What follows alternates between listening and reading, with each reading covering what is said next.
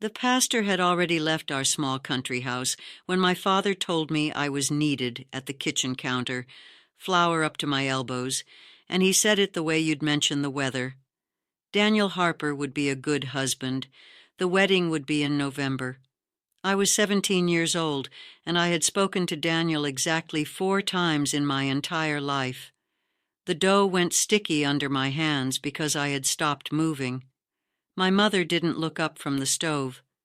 My younger sister Emily froze with a jar of preserves halfway to the shelf, and I stood there with flour on my dress, listening to the clock on the wall, realizing that the rest of my life had just been decided in a conversation I wasn't even invited to. Before I tell you what I did on my wedding night, the thing I have never told anyone, not my therapist, not the few friends who know my story, not even the man who eventually became my real husband years later. I need you to understand who I am. My name is Flora, the channel where I share the stories we were never allowed to speak out loud. I grew up in a quiet rural town in Pennsylvania, and everything I'm about to tell you happened in a house less than 40 miles from where you might have driven through on vacation, smiling at the open fields, never knowing what was happening behind those simple white walls. If this kind of truth matters to you, please hit that subscribe button, tap the like, and turn on the notification bell so you never miss a story. Now, let me tell you what people don't understand about marriage in traditional families, especially in the more conservative communities. Officially, our world will tell you that marriages are not arranged. Officially, young people choose each other through church gatherings, through rides home, through the slow, careful courtship I have described in other videos. And for many couples, that is true. But there is another version of marriage that happens in our world, and nobody talks about it openly. It happens when a girl turns 17 and her family feels pressure and not enough resources. It happens when a respected community leader quietly suggests a match to 2 sets of parents over coffee. It happens when a boy from a good family expresses interest and a girl's father says yes before she has even been told. It is not arranged in the formal sense. There is no contract, no agreement written down. But when the parents agree, when the community nods, when expectations begin to build, the girl's choice becomes a kind of illusion. You can say no technically. You can refuse technically, but refusing means disappointing your father, embarrassing your family, becoming the girl who thought she knew better than everyone around her. In a place where your entire life, your housing, your food, your social world depends on belonging, that kind of refusal is almost impossible. Daniel was 24. He had a 90-acre farm waiting for him from his uncle, who had no sons. He needed a wife to make the farm work, to build a home, to cook for the long harvest days. I needed, according to my father, a stable man with land and a future. The fact that I had wanted to wait, that I had imagined spending time with a boy named Lucas from the next town who made me laugh during Sunday meals. None of that was discussed. None of that was relevant. My father had decided, my mother had agreed. The community had accepted it, and I, 17 years old with flour on my hands, was expected to be grateful. Stay with me because the part about my wedding night, what I actually did when the door closed and the lamp was lit, is something I have carried alone for a long time, and I'm finally going to say it. The 4 months between the announcement and the wedding passed like I was watching someone else's life. I sewed my own wedding dress in a simple dark blue, my fingers moving while my mind went somewhere far away. I helped my mother plan the meal for 280 guests. I sat in the living room twice with Daniel and our parents, drinking coffee and talking about crops and weather, and the new addition his uncle was building onto the house. He was not unkind. That is what I want to say first. He was not cruel. He was a quiet, serious young man with sun-darkened hands and careful eyes. And when he looked at me, I could tell he was trying. He would ask me about my garden. He would ask me what songs I liked best. He was doing his part of the script. The problem was not Daniel. The problem was that I did not know him. The problem was that when I tried to picture spending the next 60 years in a bed beside him, raising his children, washing his clothes, growing old in a kitchen he had built, my chest would tighten until I could not breathe. The problem was that I had never been asked. I spent time alone with him exactly twice during our courtship. Both times in my parents' house, both times fully clothed, both times so silent and stiff that we might as well have been two strangers waiting for a train. He held my hand once. I let him. My hand felt like it belonged to someone else. If this story is hitting somewhere uncomfortable, if you are recognizing something in your own life or in a friend's life, please take a moment right now to like this video and subscribe. It tells the algorithm to share these stories with other women who need to hear them, and that matters more than you know. Now, let me tell you about the wedding day itself, because this is where the truth begins to sharpen. The morning of my wedding, I woke at 4 a.m. and got sick beside my bed. My mother heard me and came in with a damp cloth. She wiped my forehead and said, "Every bride feels this way, Flora. It will pass." And she meant it kindly. She did. But I looked at her in the dim light of that single lamp, and I realized she had no idea what I was actually feeling, because feelings like mine were not allowed to exist in our world. There was no language for "I do not want to do this." There was only obedience or disgrace. The ceremony lasted 3.5 hours. The pastor spoke about the duties of a wife. I sat on the hard bench in my new blue dress with my hands folded, and I made my vows in front of 280 people. And my voice did not shake because I had learned by then how to make my voice do what was required of it, while my real self stood somewhere behind my eyes watching. The meal, the visiting, the singing, the long afternoon, all of it passed. Guests stayed late. My new mother-in-law hugged me and called me daughter. My father shook Daniel's hand for a long time. And then the sun went down, and the relatives who had traveled far began settling into the upstairs rooms of my parents' house, because weddings in our world stretched into the night. The bride did not leave her parents' home immediately. We would stay there for another day, then visit relatives for weeks before finally moving to Daniel's farm. So, when Daniel and I climbed the narrow stairs to the small bedroom my mother had prepared for us, the house was full. My grandmother was in the room across the hall. 2 of Daniel's cousins were sleeping in the room directly below us. The walls were thin, the floors creaked. Privacy in a house like that is a kind of joke. Daniel closed the door behind us. The lamp threw a warm circle of light onto the floorboards. He took off his coat and hung it carefully on the chair. I sat down on the edge of the bed, still in my wedding dress, and I felt the entire weight of my 17 years pressing down on my chest. He sat down beside me. The bed creaked. Somewhere downstairs a man laughed. Daniel reached for my hand, and his hand was warm and slightly calloused, and he said, "Flora, are you all right?" And here is where the story turns.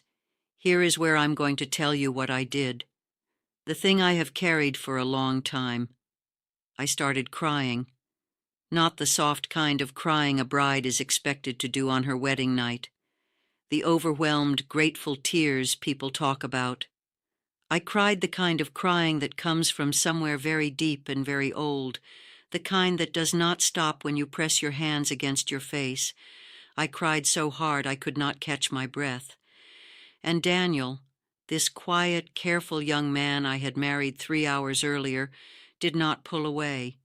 He did not get angry. He did not tell me to compose myself. He sat there beside me on the edge of that creaking bed in that dim room, and he waited. When I could finally speak, I said the only true thing I had said in 4 months. I said, I did not want this. I said I did not want to marry you. I did not want to marry anyone yet. They did not ask me, and I waited for him to be furious. I waited for him to tell my father. I waited for the consequences I had been imagining for months. If this story is moving you, if you are somewhere right now listening to a woman finally say what she could not say at 17, please subscribe to the channel and ring that notification bell. There are so many more stories, and I need you with me to tell them. Now, what Daniel did next is the reason I am still able to talk about that night. He was quiet for a long time. The lamp flickered. The house creaked around us. Then he said very softly, "I know." He said it again. "I know, Flora. They did not ask me either." I looked at him then, really looked at him for the first time since the announcement 4 months earlier. And I saw something in his face I had never expected to see. He was tired. He was scared. He was 24 years old, and his uncle had handed him a farm and told him he needed a wife, and he had said yes to me because his parents and my parents had decided it was suitable. He had wanted to spend time with a girl named Sarah from his own town for almost 2 years, but her family had matched her with someone else first, and his uncle was getting older, and the farm needed a wife by spring, and he had done what was expected of him. He told me all of this in a low, quiet voice, while the laughter drifted up from downstairs. He told me he had also cried alone in the barn the week the engagement was announced. He told me he did not know how to be a husband to a woman he barely knew. He told me he had hoped I felt differently than I did, but he had suspected, because he had watched my face during the ceremony, that I felt exactly the same. And so on my wedding night in that small lamp-lit bedroom, while 280 people slept around us in a house that smelled of coffee and wood, and the long day behind us, this is what we did. We talked. That is all. We talked until the lamp burned low. We talked about the people we had once imagined being with. We talked about our fears, his fear that he would never love me, my fear that I would never be able to love anyone after this. We talked about the farm and the children that were expected of us, and the years stretching ahead. We made a quiet agreement, an agreement no one would have understood. We agreed that we would not be intimate that night. We agreed that we would lie down side by side under the quilt my grandmother had stitched fully clothed with space between us. We agreed that we would try slowly to become friends first, and that if friendship grew, we would let the rest follow when it was ready on its own time in our own way. We agreed that the community did not need to know. We agreed that what happened inside our bedroom was ours. I lay awake for most of that night, listening to him breathe beside me, feeling the strangeness of a body in my bed that I did not know but had promised my life to. I thought about my mother sleeping somewhere in this same house, about how she had whispered, "It will pass." I thought about the girl I had been 4 months earlier needing bread, and the woman I was now married lying beside a stranger who had also been pushed into a life he had not chosen, and I felt something I did not expect, not love. It was too early for love. Something quieter, something more like the beginning of trust, the understanding that I was not as alone as I had thought. If this story is the kind of truth you have been waiting to hear, please take 1 second right now to subscribe and turn on the notification bell so the next story finds you. The algorithm rewards videos that people actually watch all the way through, and you finishing this one matters more than you know. Let me tell you what came next. We stayed married. That is the part that surprises people the most when I tell this story. Daniel and I stayed married for almost 6 years before I left that life, and during those 6 years something grew between us that I am still not sure how to name. It was not the romance people talk about in songs. It was not the deep, passionate love I read about later in books, but it was real. We became friends. We became partners. He learned that I needed an hour alone in the garden every morning to feel like myself. I learned that he was scared of his uncle and grieving the girl he had not been allowed to be with. We talked in the evenings after the lamps were lit about things our parents had never talked about with each other. We were close eventually, but only when it grew between us naturally months later, on a night that felt like ours and not the community's. My friend Emily, who had married the same year I did, once told me in her kitchen while we were canning peaches that she still could not stand the smell of her husband's hair oil after 4 years. She said it the way you'd mention the weather. I held her hand for a long time without saying anything. She did not have a Daniel. Most girls did not.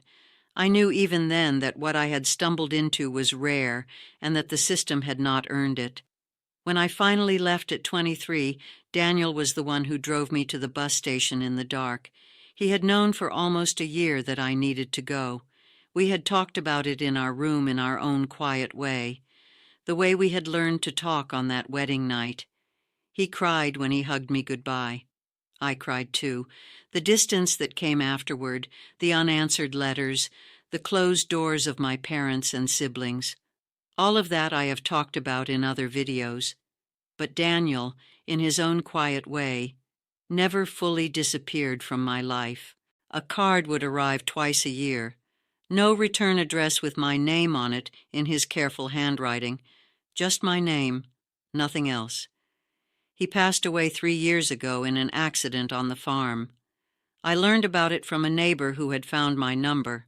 I cried for a week, not because I had been in love with him in the way people usually mean love, but because he had been the only person in that whole world who had ever asked me how I actually felt and waited for the real answer. In therapy, I learned a phrase I had never heard before: coercive consent. It means consent that is technically given but cannot be meaningfully refused because the cost of refusal is everything. My consent at 17 was coercive. My vows in front of those 280 people were coercive. The bed I was placed in that night was coercive. None of it would have stood up to a single honest question, and yet all of it was accepted by my community as the right thing to do. What Daniel and I built afterward, the friendship, the quiet agreement, the slow, careful trust, that was the part that was real.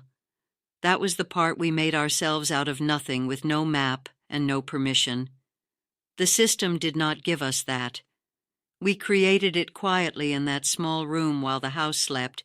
If you grew up in a place where your future was decided in conversations you were not invited to, I see you. If you ever stood in a kitchen with flour on your hands while the rest of your life was being arranged in another room, I see you. If you ever lay beside a stranger you had promised your life to and wondered if anyone would ever ask you how you really felt, I see you. You were not weak for crying. You were not wrong for wanting more. You were a young person being asked to carry something far too heavy for the age you were, and the fact that you carried it at all is its own kind of strength. I cannot give you back the years. I cannot undo the choices that were made for you, but I can tell you this. The voice inside you that whispered, "I did not want this," that voice was not wrong. That voice was the truest thing in the room. Listen to it now, even if you could not listen to it then. If this story moved you, tell me in the comments what part stayed with you. Tell me your story if you are ready, or just tell me you are listening. And if you want more honest truths from a life once lived in silence, please subscribe to Golden Times USA, like this video, and turn on that notification bell, because there is so much more I have not said yet. Until next time, remember this. The life that was chosen for you is not the only life you are allowed to want. Choose your freedoms wisely. They might just save your